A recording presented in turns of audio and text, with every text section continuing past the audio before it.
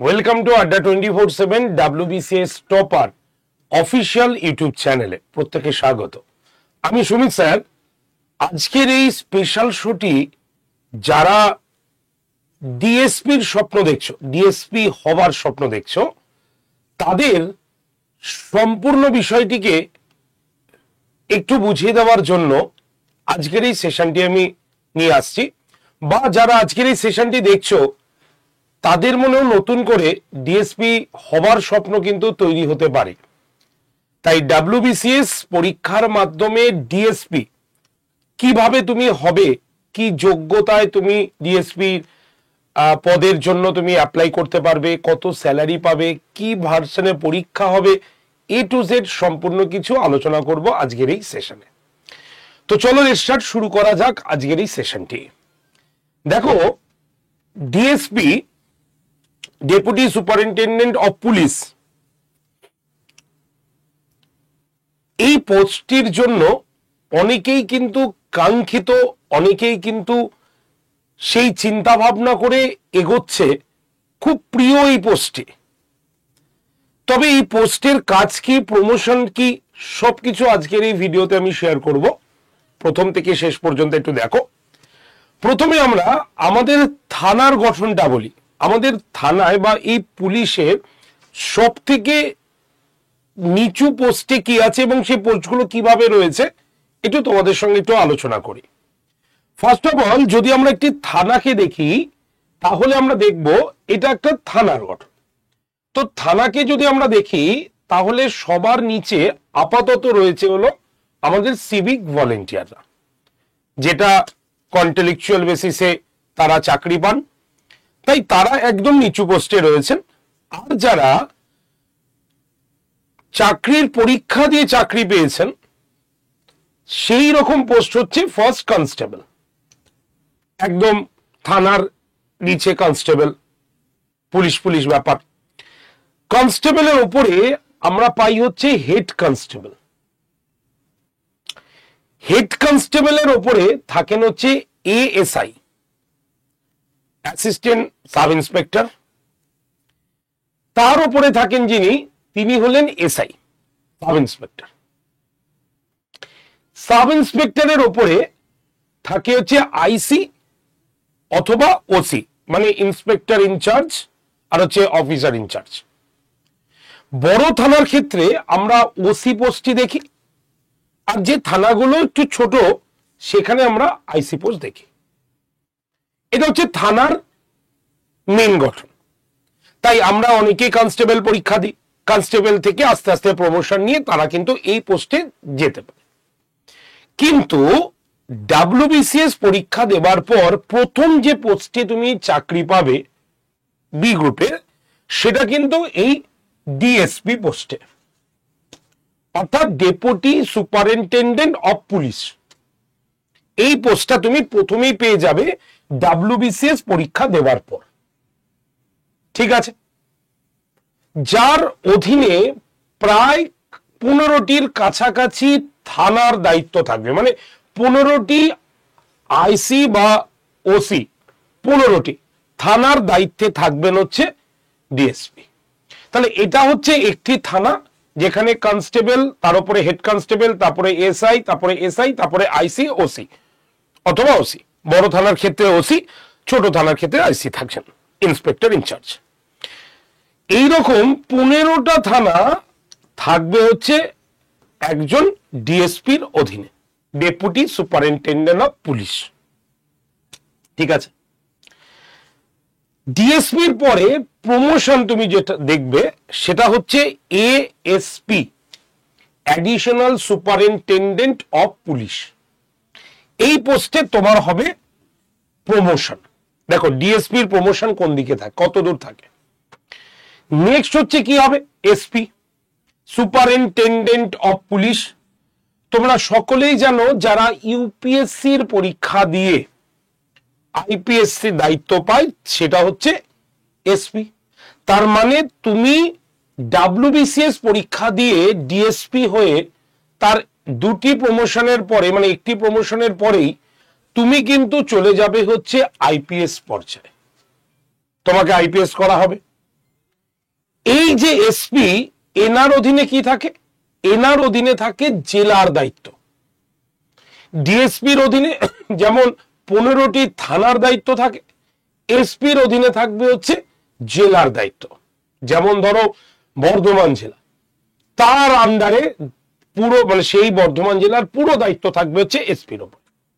তাই তুমিও ডিএসপির পরে একটা প্রমোশন দিয়েই পেলেই তুমি কিন্তু সেই আইপিএস অফিসারের র্যাঙ্কে বা দরজায় পৌঁছে যাবে, তোমাকেও আইপিএসই বলা হবে। ক্লিয়ার? এসপির পরে প্রমোশন হলে হয়ে যায় SSP, senior superintendent of police. ঠিক আছে, যত ক্রিটিক্যাল জায়গাগুলো রয়েছে সেই জায়গাগুলো এনাদের উপরে দায়িত্ব দেওয়া হয়, কারণ এরা হচ্ছে এসপির ওপরে, তাই তো? তার জন্য তাকে সিনিয়র সুপারিনটেন্ডেন্ট অফ পুলিশ, তার মানে তার দায়িত্বটাও বেশি। ঠিক আছে, এসএসপির পরে প্রমোশন হয়ে হয় জিআইজি। ঠিক আছে, মানে তোমার ডিআইজি যেটা রয়েছে সেটা হচ্ছে কি আছে, ডিআইজি হলো তোমার deputy inspector general. DIG post কিন্তু থেকে যাবে। ঠিক আছে, বুঝতে পারলে? ডিআইজি হয়ে গেল, তার মানে একজন ক্যান্ডিডেট পরীক্ষা দিতে দিতে সেই পোস্টে কিন্তু চলে যাচ্ছে। তাহলে এইটা হচ্ছে কি, তাহলে এসএসপি প্রমোশন হয়ে যাচ্ছে কি ডিআইজি, মানে হচ্ছে কি, মানে হচ্ছে ডেপুটি ইন্সপেক্টর জেনারেল। ক্লিয়ার? এনার অধীনে, এই ডিআইজির অধীনে প্রায় 10 থেকে 12টি জেলার দায়িত্বে থাকে। ঠিক আছে, ডিআইজির ওপরে আমরা দেখতে পাবো হচ্ছে তোমার আইজি। ঠিক আছে, এবং মানে ইন্সপেক্টর জেনারেল, তারপরে হচ্ছে এডিজি, এবং সবার লাস্টে আমরা দেখবো হচ্ছে ডিজি। এই পোস্টটা আমরা দেখতে পাবো। তার মানে যারা ডাব্লিউবিসিএস পরীক্ষা দিচ্ছে, মানে ডিএসপি থেকে একজন কিন্তু প্রমোশন নিতে নিতে ওই পর্যায়ে পৌঁছাতে পারেন। বিশেষ করে বলা যেতে পারে এসপি পর্যায়ে তো তারা যাবেইনি, একটা প্রমোশনের পরেই আইপিএস পর্যায়ে কিন্তু সে চলে যাচ্ছে। তো সেই ক্ষেত্রে এই চাকরিটা আমাদের ক্ষেত্রে বা যারা পুলিশের স্বপ্ন দেখছে ডাব্লিউবিসিএস এর মাধ্যমে গ্রুপ বি, তাদের ক্ষেত্রে কিন্তু এটা খুব ভাইটাল একটি পোস্ট, যেখান থেকে এই পর্যায়ে যেতে পারে। তাহলে এই হচ্ছে আমাদের থানার গঠন, আর এই হচ্ছে আমাদের থানার মালিক। এক কথায় 15টি থানার যিনি অধিকারী বা যিনি দায়িত্বে থাকবেন সেই হচ্ছে ডিএসপি। বোঝা গেল? এবার এই ডিএসপির পরীক্ষা দিতে গেলে তোমার কি কি ক্রাইটেরিয়া থাকতে হবে একবার দেখিয়ে দিই। প্রথমেই বয়স, এটা বড় একটা ফ্যাক্টর। বয়সের ক্ষেত্রে যদি বয়স 20 থেকে 36 বছর বয়স পর্যন্ত তোমার এজ লিমিট থাকে বা এজের মধ্যে থাকে, তুমি কিন্তু এই পরীক্ষাটা দিতেই পারো। এটা জেনারেলদের ক্ষেত্রে বললাম। যারা ওবিসি তাদের ক্ষেত্রে 39 ছিল, যদিও এখন কারা কারা এই পরীক্ষাটি দিতে পারবে এটার সিদ্ধান্ত কিছুদিন বাদেই হবে। আর যারা এসসি এসটি রয়েছে তাদের ক্ষেত্রে 20 থেকে 41 বছর বয়স পর্যন্ত যদি থাকে বা মধ্যে থাকে, তোমরা এই পরীক্ষাটির জন্য অ্যাপ্লাই করতে পারবে। ক্লিয়ার? যোগ্যতা কি থাকবে এর জন্য? ডিএসপি পদের জন্য যোগ্যতা লাগবে হচ্ছে গ্র্যাজুয়েট। তাতে তুমি অনার্স হও, পাস ক্যাটাগরির হও, কোনো অসুবিধা নেই। আর্টস, কমার্স, সায়েন্স কিচ্ছু ফ্যাক্টর করে না। গ্র্যাজুয়েশন পাশ করে গেলেই তুমি কিন্তু এই পদের জন্য পরীক্ষা দিতে পারবে। ঠিক আছে, তোমার স্যালারি কত হবে? ডিএসপি পোস্টের স্যালারি হচ্ছে 60,000 টাকা প্লাস, মানে আদার সুযোগ সুবিধা এর সঙ্গে ইনক্লুডেড করা হয়নি। নর্মালি 60,000 টাকা দেখানো হলো, এরপরে প্লাস আছে আদার সুযোগ সুবিধা। ঠিক আছে, উচ্চতা কত? দেখো অনেকেই আমরা পুলিশের চাকরি থেকে সরে আসি কারণ ওই দৌড়ঝাঁপের একটা বড় সমস্যা অনেকের কাছে মনে হয় যে এত দৌড়াতে হবে, লং জাম্প, হাই জাম্প ইত্যাদি সবকিছু রয়েছে। তাই যারা ওই দৌড়ানো থেকে ভয় পাই আমরা, তাদের ক্ষেত্রে এই পোস্টটা বা এই পদে চাকরি পাওয়া মানে চাকরির পরীক্ষা দেওয়াটা খুবই সিম্পল, কারণ এখানে দৌড়ঝাঁপ কিচ্ছু নেই। তাই হাইটের ক্ষেত্রেও যদি আমরা দেখি, তাহলে হাইট হচ্ছে আমরা দেখতে পাই 165 অথবা 150, যেখানে কনস্টেবলের 167 এর কাছাকাছি কিন্তু লাগে হাইট, তোমরা সকলেই জানো। সেখান থেকে হাইটও কিন্তু এখানে কম রয়েছে। তাই যারা গ্র্যাজুয়েট, যাদের বয়স জেনারেল 36 বছরের মধ্যে, ঠিক আছে, বা এসসি এসটি হলে 41 বছরের মধ্যে গ্র্যাজুয়েট, এবং যাদের উচ্চতা এটার মধ্যে রয়েছে 165 অথবা 150, তারা কিন্তু অবশ্যই এই পরীক্ষাটার জন্য অ্যাপ্লিকেবল বা পরীক্ষাটা দিতে পারো। ক্লিয়ার? এবার বলি এই পরীক্ষাটার মধ্যে কি কিভাবে মানে এই পুরোটা কিভাবে পরীক্ষা নেওয়া হয়। তাহলে পরীক্ষার যদি আমরা প্যাটার্ন দেখি, তাহলে পরীক্ষাতে হয় West Bengal civil service executive, এই হচ্ছে পরীক্ষা যার মাধ্যমে এই পোস্টে রিক্রুট করা হয়ে থাকে। পরীক্ষাটা যদি দেখি, তাহলে West Bengal public service commission পরীক্ষাটি নেয়, এবং এই পরীক্ষাটি মানে পুরো প্রসেস 3টি পার্টে ডিভাইড করা আছে। প্রিলিমস প্রথমে, প্রিলিমস পাস করলে মেন্স, মেন্স হয়ে গেলে ইন্টারভিউ। এখানে প্রিলিমসে তুমি যা নাম্বার পাবে সেটা মেন্সের সঙ্গে কোনো সম্পর্ক নেই। প্রিলিমস পাস করে গেলেই তুমি মেন্সের পরীক্ষাটা দিতে পারবে। দেখা গেল কেউ প্রিলিমস পাস করেছে একবার, মেন্স পাস করতে পারেনি, পরের বছর তাকে আবার প্রিলিমস থেকেই শুরু করতে হবে। ক্লিয়ার? প্রিলিমস পরীক্ষা পুরোটাই হয় এমসিকিউ প্যাটার্নে আপাতত, ঠিক আছে। 200 নম্বরের প্রিলিমিনারি পরীক্ষা হয়, যার মধ্যে আমাদের থাকে math, GI, English, GK, CA, history, geography, political science এবং সায়েন্স। এতগুলো সাবজেক্টের উপরে আমাদের কিন্তু 200 নম্বরের প্রশ্ন আসে। তার মধ্যে ধরো হিস্ট্রি আসে 50 নম্বরের, জিওগ্রাফি আসবে হচ্ছে ধরো তোমার 25 নম্বরের, এরকম করে আমাদের কিন্তু প্রশ্নগুলো হয় টোটাল 200টা প্রশ্ন, 1 নম্বর করে 200 নম্বরের প্রশ্নের পরীক্ষা হয় এমসিকিউ প্যাটার্ন। যদি স্ট্যান্ডার্ড দেখি, তাহলে বলা থাকে মাধ্যমিক স্ট্যান্ডার্ড, তবে কিছু বেসিক থেকেও একটু হাই স্ট্যান্ডার্ডের কোশ্চেনও থাকে, কারণ পরীক্ষাটা তো বুঝতেই পারছো এক্সিকিউটিভ র্যাঙ্কের পরীক্ষা, তাই মাধ্যমিকটাকে বেসিক লেভেল হিসাবে ধরতে হয়, এবং তারপরে কিছু হাই স্ট্যান্ডার্ডও পড়তে হবে। এরকম না যে শুধু মাধ্যমিকের বইগুলো পড়ে গেলেই তুমি সব কোশ্চেন কমন পাবে। বেসিক লেভেলটা থাকে মাধ্যমিক, তারপরে একটু হায়ার কোশ্চেনগুলো কিছু থাকে এখানে। প্রিলিমস পাস করে গেলে তোমাকে মেন্স আসতে হবে। মেন্স হচ্ছে তোমার 1600 নম্বরের, এবং এই 1600 নম্বরের মধ্যে 800 হচ্ছে এমসিকিউ প্যাটার্ন এবং 800 হচ্ছে ডেসক্রিপটিভ প্যাটার্ন, ঠিক আছে। এমসিকিউ এর মধ্যে এই 3টে বাদে সবই থাকছে, ম্যাথ জিআই দিয়ে থাকছে, ঠিক আছে, হিস্ট্রি জিও থাকছে, পলস থাকছে, সব বাদই হচ্ছে 800 নম্বরের এমসিকিউ আর 800 নম্বরের ডেসক্রিপটিভ পেপার। কেমন করে? বাংলা হচ্ছে এখানে ডেসক্রিপটিভ হচ্ছে 200 নম্বরের হবে, ইংরেজি এখানে 200 নম্বরের হবে, আর অপশনাল হবে টোটাল 400 নম্বরের। তাহলে টোটাল হলো কত? 800 নম্বরের। এখানে যে অপশনাল পেপারটা, সেখানে তুমি বাংলা ভাষাতেও লিখতে পারবে, এরকম নয় যে ইংরেজিতেই লিখতে হবে, বাংলা ভাষাতে লিখতে হবে। এই যে মানে তুমি লিখতে পারো, যেমন বাংলা এবং ইংরেজি এই যে ডেসক্রিপটিভ পেপারটা তুমি দেখছো, এই ডেসক্রিপটিভ পেপারে কেমন ধরনের প্রশ্ন হতে পারে, যেমন ধরো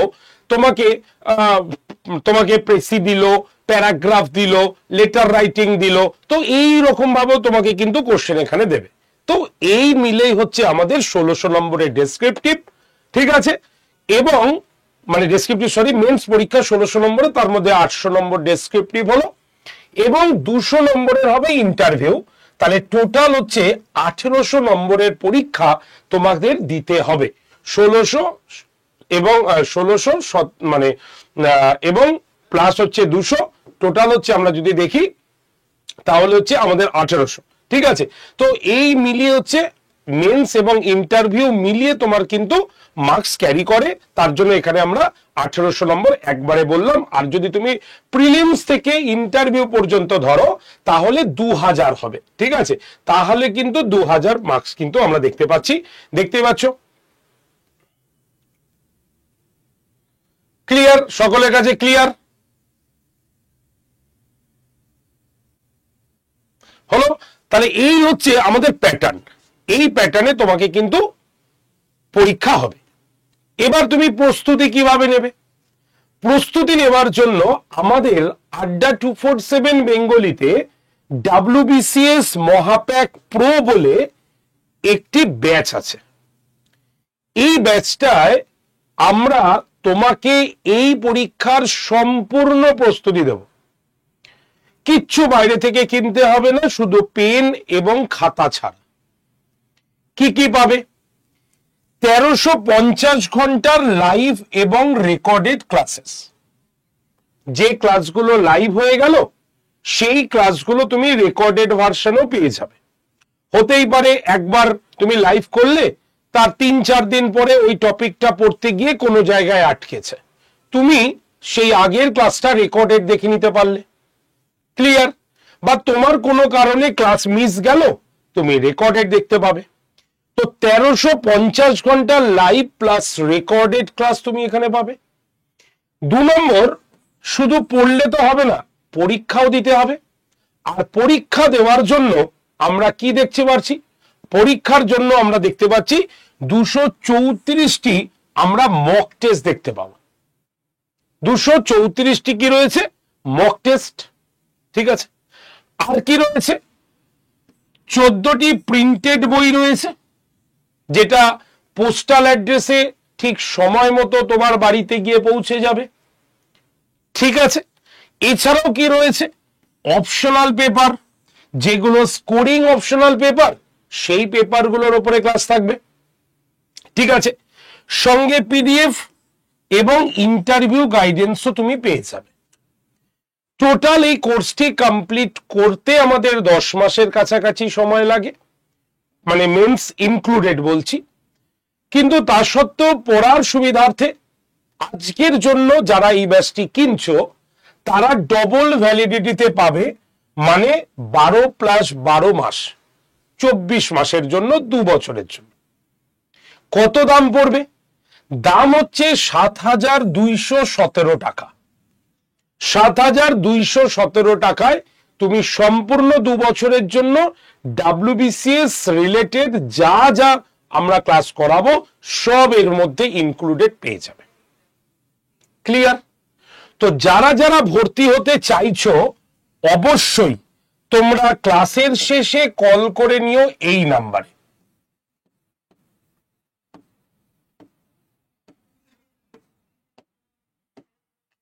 ঠিক আছে, 8013492626 নাম্বারে কল করে বলো সুমিত স্যারের ক্লাস দেখে আমি ভর্তি হতে চেয়েছি, তোমাকে এই প্রাইসে ভর্তি করে দেওয়া হবে। তাহলে এবার প্রস্তুতি নাও জোর কদমে, কারণ সম্পূর্ণ A to Z আমি তোমাদের বুঝিয়ে দিলাম এই ভিডিওতে ডিএসপি হবার সম্পূর্ণ স্বপ্ন নিয়ে। তো এবার ডিসিশন তোমাদের। তো অল দি ভেরি বেস্ট, প্রত্যেকে ভালো থেকো। Thank you.